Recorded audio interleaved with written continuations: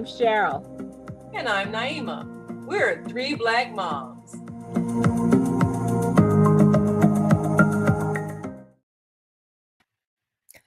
I'm going to start this show with a disclaimer.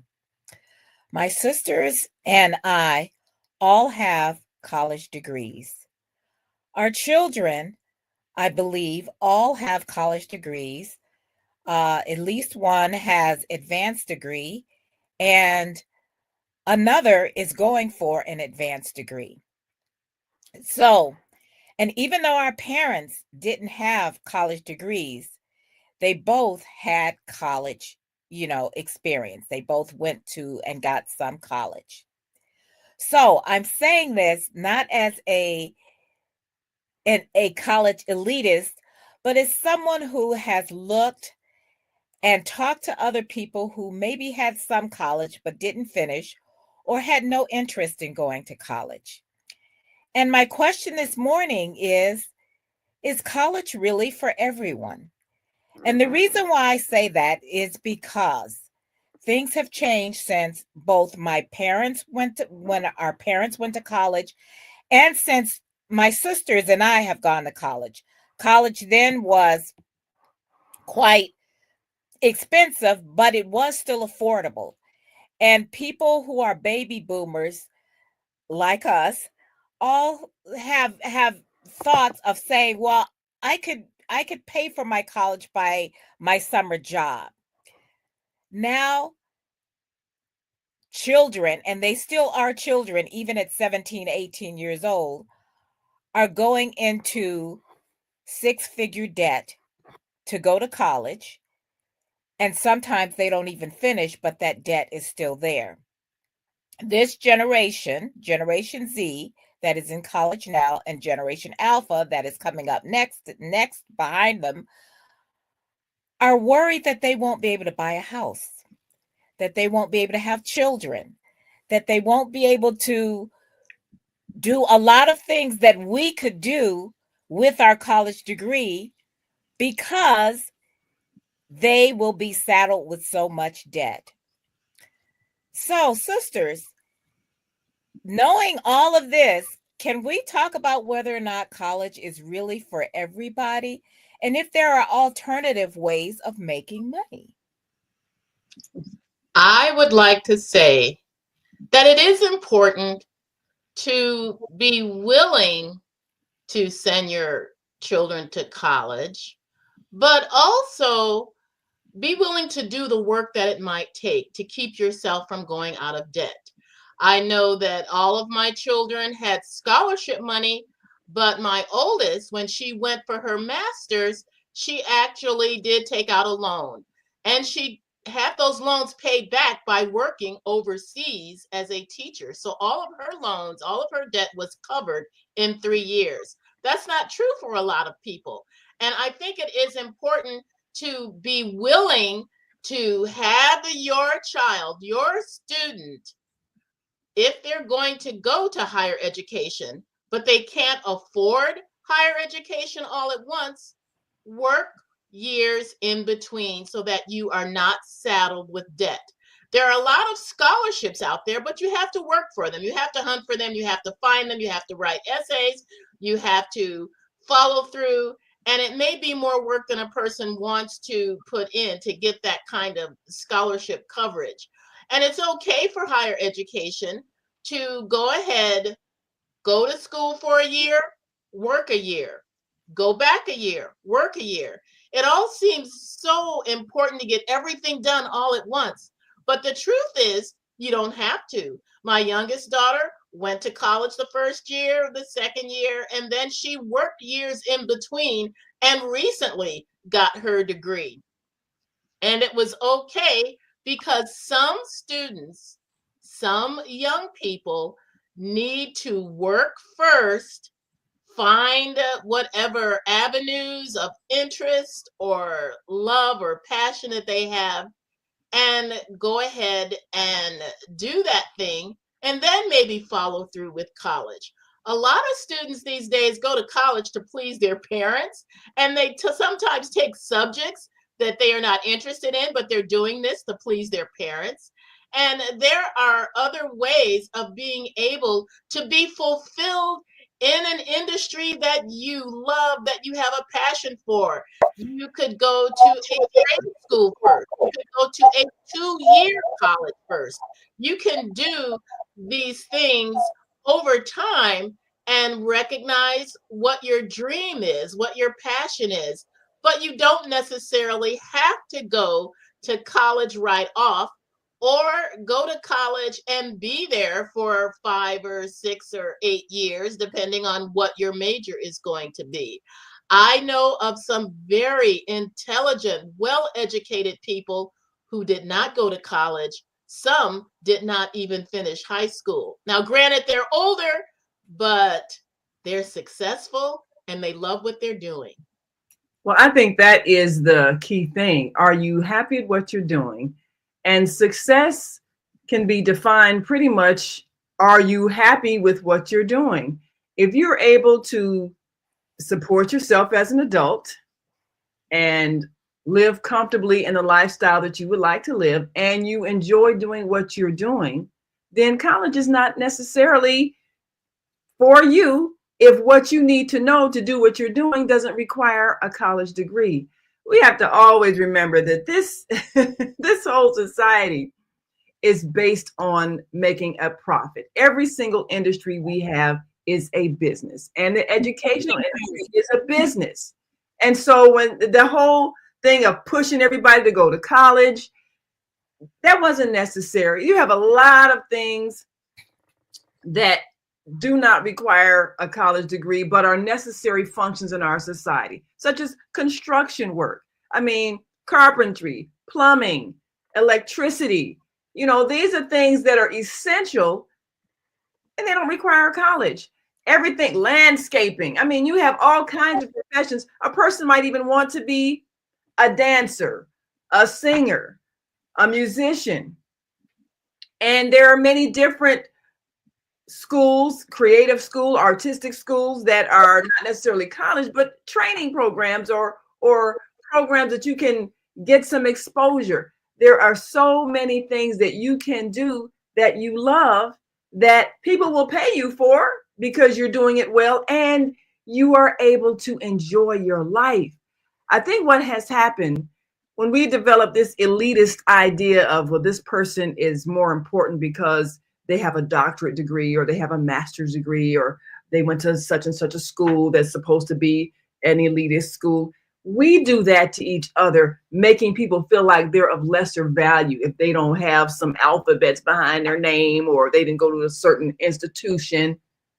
And that's what has to be corrected in us. We have to change the way we see each other and learn to value people for whoever they are and whatever profession they're doing. So when we approach our children with that mindset of, what is it that you enjoy? What do you love to do? What is your passion? And then we give them the encouragement to pursue that passion and be the best that they can be at it, and give them the moral support that they need to feel good about it. Then we'll see them being successful, not only in their career, but in life. I've known so many friends who were on that college campus and didn't want to be there. And I always think about my friend who went into engineering. He hated it. His mother made him. He got out, got a job in engineering. He hated it. And, a couple of years later, after we graduated, we were talking on the phone, and he was talking about how much he hated his life because he hated what he had to get up and do every day. It didn't matter how much money he was making. He hated it. And when you hate your life, how is that success? If you love what you're doing, that is success. I have a couple of stories I want to tell, and it's funny because one is from Generation Z, and I have a couple of neighbors. We've become friends with them, and they have younger boys. Well, they're high school age. And we were over there visiting, and I was saying, oh, you're probably, because their oldest boy, I think he's like a junior or senior. And I said, oh, you're getting ready for the college tour soon. And and the wife says, no, actually, he's thinking he doesn't want to go to college. We're thinking he's not going to go to college. He's learning a lot about computer science and coding and things like that. Some of the things will be taken by AI, but excuse me.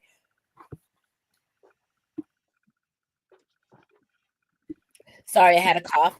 Um, and so and he's learning in high school. So he's thinking he's going to get out in high and after high school and get a job right away in what he loves. The other comes from my tap teacher.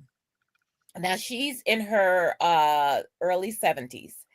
She's still an amazing dancer, and she has always wanted to tap. You know, this has been her life. And she says, "Well, I'm not going to retire. You know, I don't really have the retirement funds." She said, "I did." And we were having this conversation yesterday, and she was saying, well, you know, I did have some college and I studied the humanities, but that's not what I wanted to do." She has a great life. She has a great life. She's in great shape. She has people who her students are younger than her by decades. She has students who are older than her by at least a decade. So this is something that she has chosen to do for her life. At some point, if she gets injured or she just decides, okay, I'll have enough, you know, she may explore, you know, what her savings look like. But for her life, she has done what she has wanted to do. And I'm going to say one more story, because when I first moved here to my house, the first person who knocked on my door lived across the street. He had been the nephew of the previous owners. He is a plumber. And so I always tell people my plumber came with my house. So when I need something, now Joey's in his 70s now, but when I need something, I can pick up my phone and my plumber will show up in a matter of minutes. He didn't go to college, but let me tell you something. He's made enough money to where he and his wife go on a vacation every year. He's doing fine. And he is the testament to the fact that college, one, probably isn't for everyone. And you can make a pretty good living just doing other work. College is great for the social learning too. And that's good. But even going to a trade school, we have to start thinking of alternative careers that aren't going to bankrupt our kids before they even get out of school. You know, even Oprah's parents were on her about getting a degree, and she's like, "Mom, I'm a national, international host of a ongoing television program. I have my own magazine. I do this. I'm giving money to children's schools in Africa." And, she's like a multimillionaire. And what do I need to go back to college for? That's the thing that you have to look at. The programming of that generation. This is what you do. You go to college, you get a degree, you get a good job. But if you have established a business where you are successful, why would you do all of that? You're not looking to get hired by somebody. You're the one who's already got the company that's hiring other people. You've done what you intend to do in life. So it's a mindset of what is success? Success is achieving the goal that you set for yourself of what you want to be. And a lot of things do not require a college degree. So if you love doing something and there's some kind of extra training that you can get and you can master that thing that you're doing and people pay you to do it and you love doing it, that's a successful life. And a lot of people that we know have not gone to college, but they are good at what they do. And like, sure, you mentioned, your plumber, the plumber who handles the house here.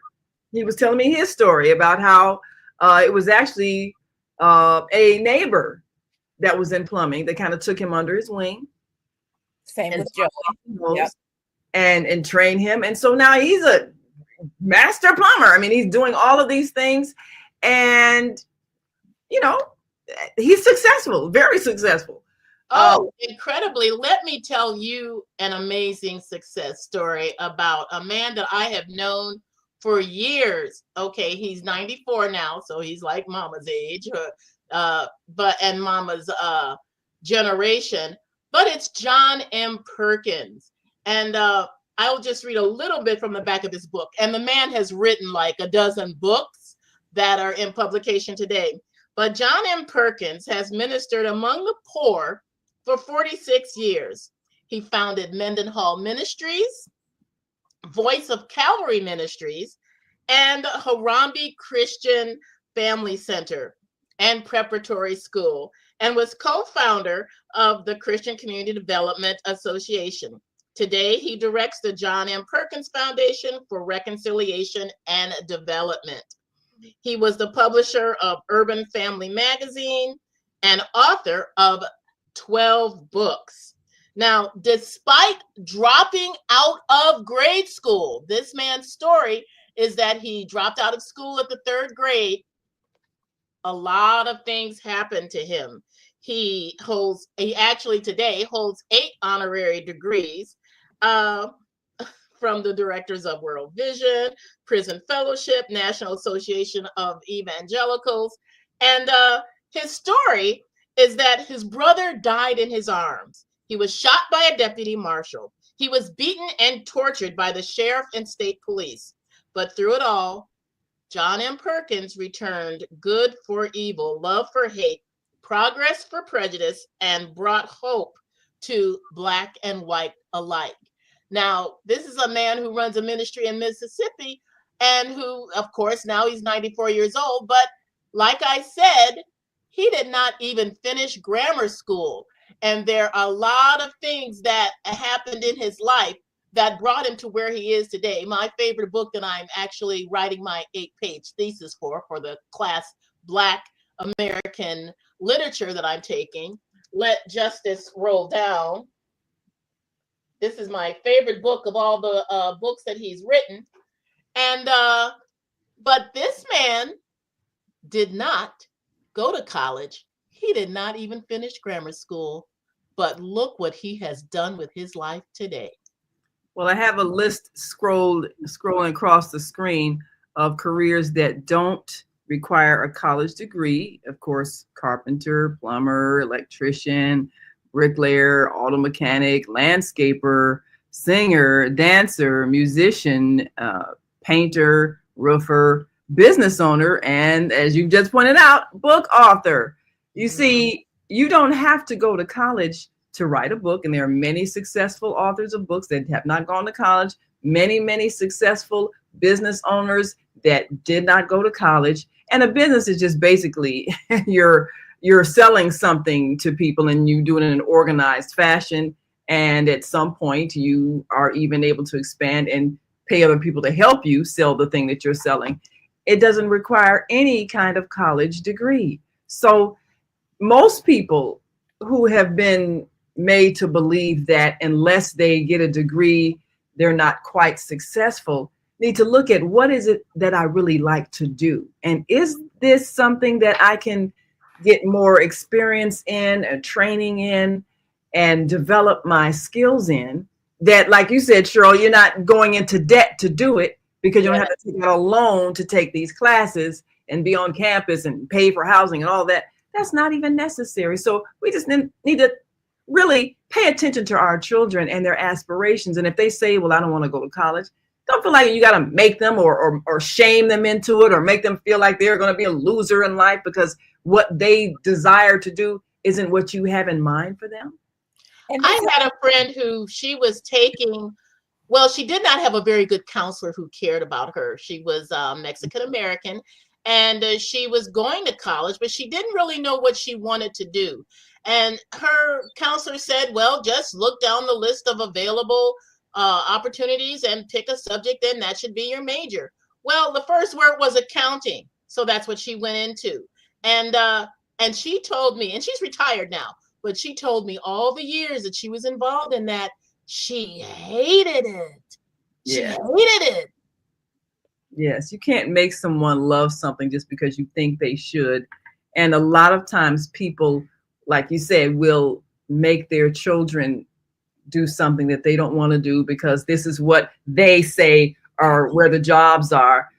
But we do so much to limit our children's dreams because of the era that we grew up in, just like our parents grew up in an era where the thing to do, you get a good job with benefits so you can retire, and this is supposed to be your life so you can buy a house. You do these things this way so that you can have the security. And yeah, that might have been the way that you all did it in your time, but times have changed. And now with the internet, yesterday I was watching this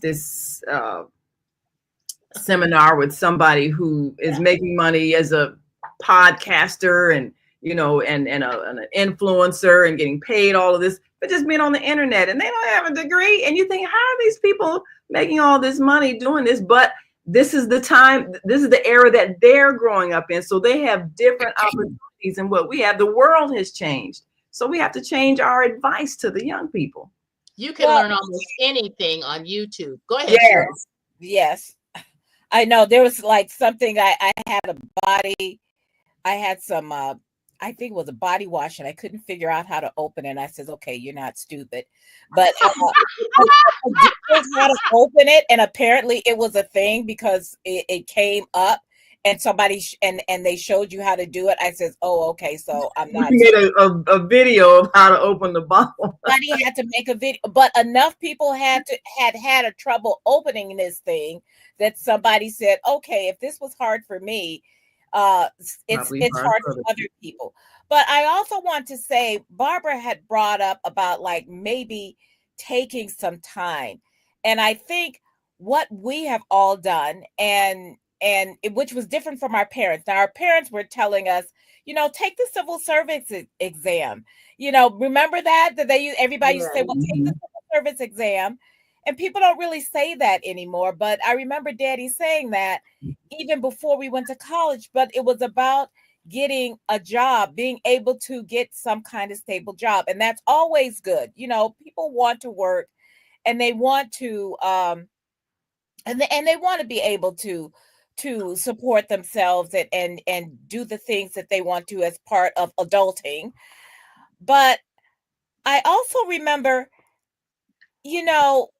sometimes, even though we put our kids on the path for college, they're not always ready to go.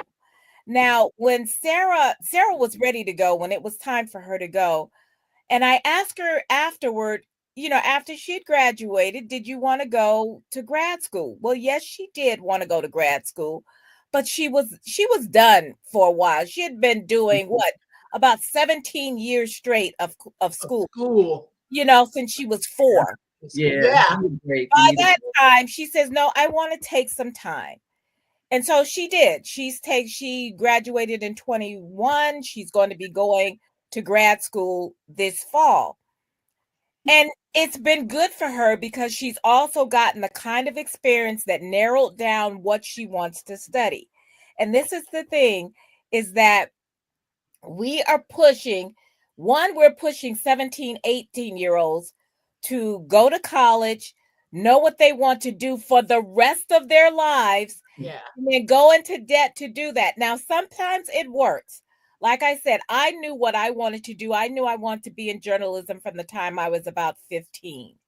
So that was easy. And I was surprised later on in my life that people were saying, you knew what you wanted to do? I had no idea. And they were going to college where they were still going into the junior year and not declaring to figure it out. They hadn't figured it out. And now when I talk to kids, and I talk to college students because I teach in a college, and I tell them, don't look for your dream job, look for your first job. Right. And understand that what you want to do at 18, 19, even 25 may not want to be what you want to do at 35. We can keep changing. And even if you went to college for something, that doesn't mean you have to do that for the rest of your life. You're not locked in. You're not locked in. We always felt like, you start with a company, you stay there, they give you a pension and a gold watch at the end. People move around, and companies don't want you to do that anyway. So not anymore. Limit yourself. Yeah, that has changed. All kinds of ways. We didn't even put in beautician. I know that there are, schools for that. Yeah. But also higher learning. Now, in the coming weeks, we hope to get some people on that have chosen other ways of advancing learning. And one other thing, remember the show or the movie, The Days of Wine and Roses? I was thinking about that the Yes. other day. Yeah. And her father gave her a set of encyclopedia and told her, if you read every single one, that's the equivalent of a college degree. Mm. We don't really have encyclopedias anymore, but Yeah. there are other ways of learning. If you go to your library and you read everything you can get your hands on, you are getting the knowledge that college may give you, and you are still honing your critical learning, your critical Skills. thinking skills. You're learning a lot, but don't limit yourself and don't lock yourself in. If you're not sure, it's okay not to be sure. Who of us, other than somebody like me who was 40 when I was born, know exactly what to do? And Born even gold. then, I ended up doing things that I hadn't dreamed of. I had no idea that I could, in my career, I would be teaching college. I would be teaching. That wasn't on my life plan. Yeah. So you never know what you're going to become. And as the saying says, life is a journey, not a destination. So you Right. might do many, many things before you finally do retire or whatever. And some people never retire. Some people do what they love doing forever. Ever. And they live out their lives doing that thing that they do. So And what's don't the have to retire test? either. I was going to say that a job that you love that you would do for free because you love it so much and getting paid is the icing on the cake. That's it. That's success. Well, it is time for us to go, and we want you to think about what you love and what you would, like you say, what you would be willing to do for free. You love it so much. And then you can master it and enjoy getting paid because you do it so well. And that is the most successful career you can have. So we're going to bring you some alternatives, people who are doing things, they didn't go into debt to learn how to do it, so that you can give your children a greater vision of what they can become without feeling stressed if you don't have all their college money saved up and maybe they didn't get the grades where they could get a scholarship. Well, that's okay. Just let them be who they are and let them enjoy life and let them master the field that they would like to be masters of and enjoy doing it and be successful at it and feel good about it and encourage them to follow it. And a gap year is also an alternative. It's okay. It's okay. Well, until next time, we want you to remember to like and subscribe to our YouTube channel, 3 Black Moms, and our Facebook page, 3 Black Moms, and feel free to leave your comments. Have you talked to your children about their true aspirations? And tell us some of the things that they said they'd like to do. We'd like to help them make that choice. So until next time, I'm Naima. I'm Cheryl. I'm Barbara. We are 3 Black Moms. And we will see you next time on 3 Black Moms. Enjoy the rest of your day.